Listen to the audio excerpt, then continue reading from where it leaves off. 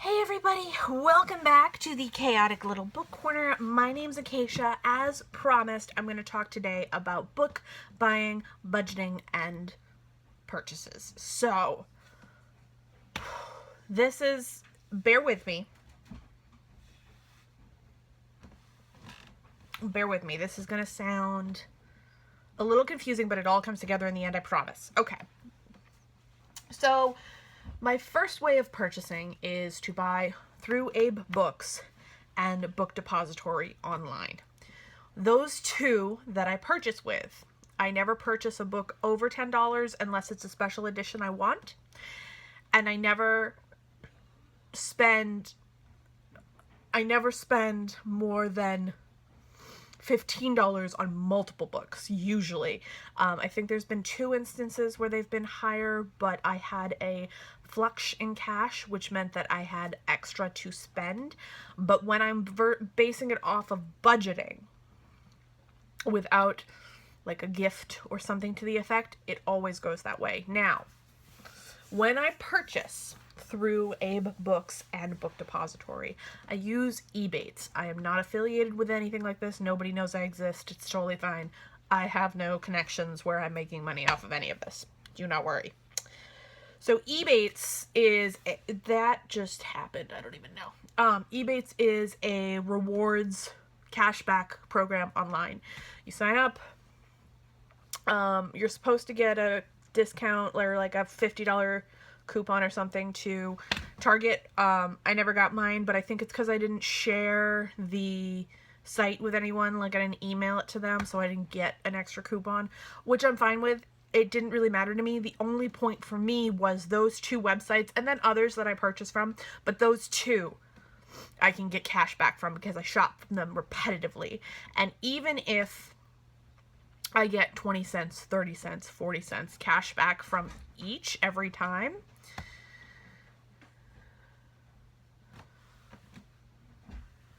I don't even know what's happening over there. Oh, my mom's trying to sneak around. All right. I usually end up getting at least $20 to $25 per every other month. So this November, I will be receiving a check from them of 25 or 22 from the purchases from September, October. Does that make sense? So I will get that back, and that will go towards a brand new book that's not been used, not in potentially good condition kind of thing. And then the ones on Book Depository, which are always new, I never, ever, ever buy one that is over $10 because I don't want to unless it's like I have extra cash, which would be the cashback return. So this, for example, I purchased this already once, and I purchased it for myself in a brand new edition, but I gave it to my best friend because she's the reason that if not my tea best friend, not her, my friend Stevie lives in LA. And she is one of the big reasons in my life that I am so adamantly interested in the Muslim faith and the Muslim community. She is not Muslim, but she is an avid believer in learning about cultures. And so, as am I, but I never really considered reaching out to that kind of stuff until she took Arabic in college. And she started really talking about the Muslim faith, and I realized how much I didn't know. So then I picked up Sophia Khan is Not Obliged by Aisha Malik, and I loved it. I absolutely loved it. So I gave her my copy. I had a second copy that I gave to someone else as well. And I needed my own copy. So I ordered it on Abe for $1.97, and it came, and it's definitely damaged. It's well loved. What is that? I don't even know what that is. That's fine. So I've read this book before. It looks well loved and worn and used, and I'm okay with that. The one thing for me that is a frustration when books arrive, 1, if I don't know that they are a ex-library book, and 2, if they have stickers on the cover. Those are my 2 pet peeves. But I've learned bits and pieces of how to remove bindings and stuff from library books, but Sometimes it comes down to, do I want there to be scratches within the book, or do I just want to leave the binding? And that's hard. But one of the things that I will definitely tell you is, if you're book budgeting and buying used, you need to be ready to potentially have a book show up that's a disappointment. I have only had 3 show up that were like a massive disappointment. I was so upset. There was no way I was going to keep them, kind of thing. But this kind of condition that's like bent and a little bit well loved, and there's like a, this has definitely been, somebody's thrown this in their bag a couple of times. I'm okay with that, because this is about the wear and tear that my books would receive. It's when the book receives more wear and tear before I buy it than it would have received from me, that I have trouble. So that's one way of doing it for me, is Abe, Book Depository, and Ebates. So a chunk of money comes back to me. I order, you guys know I order frequently. But I try and control, and the other thing is, I try and control how often I order by like a week to 2 weeks, because one of my biggest happiness right now is mail, because that's something that I think is really fun, and it's like something kind of special for me. So when I receive a new book, it's like a present, and it's really exciting. So I try and span it out, so I'm not just getting chunks of books and then like nothing for 6 months. Next is books that are brand new, that just came out, and why I purchased those. This one, Where Am I Now, is True Stories of Girlhood by Accidental Fame, Mara Wilson. This one I purchased. I pre-ordered it for cheap. So I have 1 copy of it somewhere down there. Where are you? I know you're there. I'm not sure where she is. She's missing. Oh, there you are. Okay. So I have 1 copy of this that I purchased, pre-ordered really cheap, because I had a coupon, and so I like really went all out. Like, I was a little crazy. I think I paid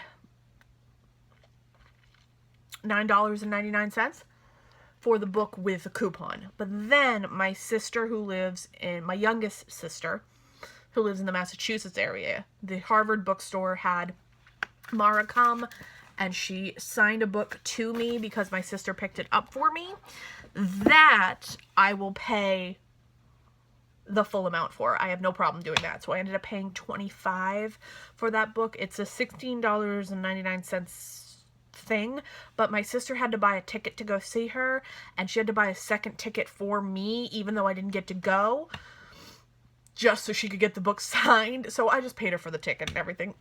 I had no problem with that, because 1, my youngest sister and I are in the same boat of tight in cash, and 2, she's my sister, so I don't really mind doing that. That one was definitely worth the money. I will splurge on ones that I either get to go to the signing, or they can be personalized. I'm not going to go out of my way to buy a signed copy if I didn't either meet the author or somebody else like picked it up for me, because it doesn't feel as personal, if that makes sense. So there's a few other books I have on my shelf that are in that style, where I purchased them because they could be personalized to me from the author and they felt important. Next is my local bookshop, Bull Moose. Now, it's not a bookshop. What it is it's books, movies, and DVDs. And all the books are 35% off the ticket price. So if it's like a $20 book, usually I can get it for $17. I think that's about right. And even like day they release, they usually will have an even better deal. So for example, the book that I picked up, Little Nothing by Marissa Silver. Little Nothing by Marissa Silver.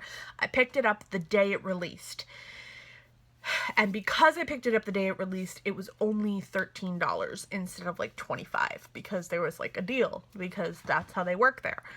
But that's only that one bookshop, and you have to go into the store to get the deal. So I will do that with them. They also have used books ranging from 50 cents to like $10.97. The $10.97 books are usually new releases that have been returned. There is a fair amount of people in the community who definitely will read it once, buy it new, read it once, return it for money, and then they'll sell it for like $10.97. So if you want a new release, that's a good way to do it. I myself try really hard to avoid buying new releases unless A, I love the cover, or hardcovers. I try really hard not to buy hardcovers unless A, I love the cover, B, it's something really special, or C, I've already read it and I loved it and I want a more sturdy, like, hard copy, if that makes sense. So one of the things that I will do for them is I will constantly go through their 50-cent pile.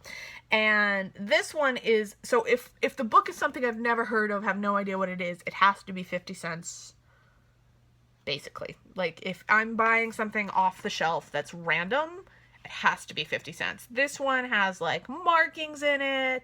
It's definitely got some, like, highlighting, which is fine. Like, I know it's not the best option, but you know what? 50 cents. Not a big deal. For them, I also have quite a few books that I buy from them that are $2.97. $2.97 is like their baseline used book price, and I don't mind doing that. Now, with them, what happens is every $13 you spend, you get a point. And as you gain points with them, you get money off. So usually I will have about 5 to 10 points, which means that if I want a $5 book or a $10 book, I can get it for half off. So that is usually how I purchase the new books, like I did with Little Nothing from them. So Little Nothing was like $13. I had 13 points because I buy a lot of $2.97 books. So with the 13 points, I was able to get that book half off, which meant it was like $6. $7, $6. So that is really how I purchase with them. I don't buy brand new books unless I have the points to get the discount. Because again, I don't like to spend more than $10 on a book at a time. Now, then there's this aspect. Now, this is my Silence of the Lambs edition, and I have an edition from the same Subterranean Press. I have a Soulless book, and then I have 2 books from Folios, which is, I have Breakfast at Tiffany's and Gentlemen Prefer Blondes. Those are not limited. Those are special editions of books. Now, this one I purchased for $150.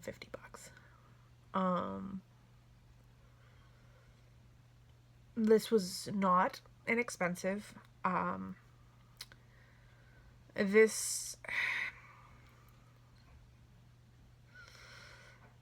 was my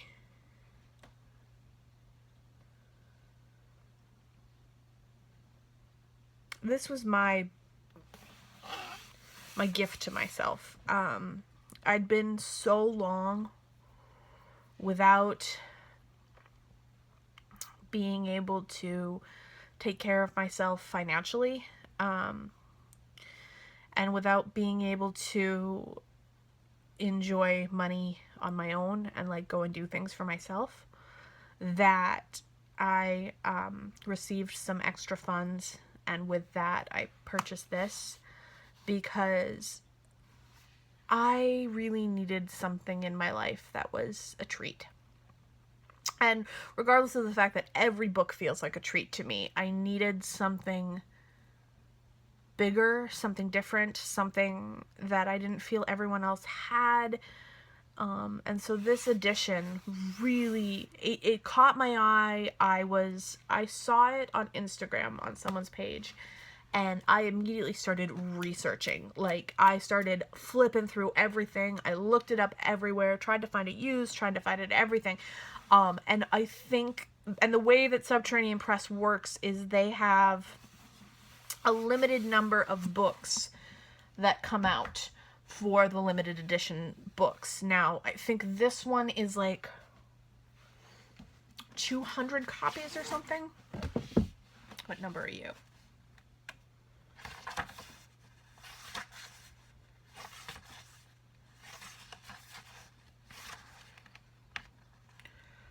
So there are 200 books of this. 200 editions of this book. So 200 books in this edition. I have book number 167. That is why I did this for myself. One, Silence of the Lambs is Mac's favorite book of all time. Mac is one of my younger parts. She's 13, but she has a very, very strong love of the horror films and stuff. So I really wanted to do something for her because she's been through a lot in terms of the last 6 months. We had to change a lot of our behaviors in terms of films and things like that that we watch as a group on the internal. And so she's lost a lot of horror movies and things of that nature that she really loves. And so between Mac and I, this book really felt important, and it felt valid, and it felt like something we really, really wanted. And so we did it. And I have no apologies. I am not wasting my money, I don't think. I don't feel like I'm doing anything unnecessary. I think this is going to be a piece that now I own it, I think it'll forever be in my library. It would be really wonderful if it could make it to the point where my children can take it, and let's be real here, if my children don't love books, I'm going to be completely confused. But even if that doesn't happen, I'm sure I can hand it off to my nieces and nephews, that kind of thing. This is a book that it's an investment, and it's a family piece, and it's something that I feel is really important. And it's a story that, regardless of how morphed and weird and messed up it is, I think it has some real core initial value to it of human nature. So that's why I spent money on that one. That book just means a lot to me. It really does. And so that is how I book budget. I budget on, like, this book, when I hold it, makes my heart skip a beat and gives me butterflies, and it makes me feel like I'm talking to a guy that I think is cute, kind of thing. And that's what this is my rule to you. If you're holding something and you feel an emotional connection and a heart skip and a flutter and love and passion and anything like that, and you can feel that from items that are like books and stuff, then that should be with you. That shouldn't be something that you put on the back burner. But when you're holding a book that feels kind of meh, or like you really are kind of not really excited about it, or it doesn't make you smile when you look at it, I wouldn't buy it. I really wouldn't, because I don't think that's going to be a beneficial book to you. And I will admit, when I look at a book, if it no longer makes me smile, I sell it. I immediately sell it. And I also sell my books back to Bullmoose, who gives me credit at the store to buy more books. That's the other way I do things there. So to wrap it up, I get cash back on most of my purchases online. I get points and money off, and I sell books to get money off at my local bookshop. And then occasionally I will buy a splurge limited edition special thing for myself.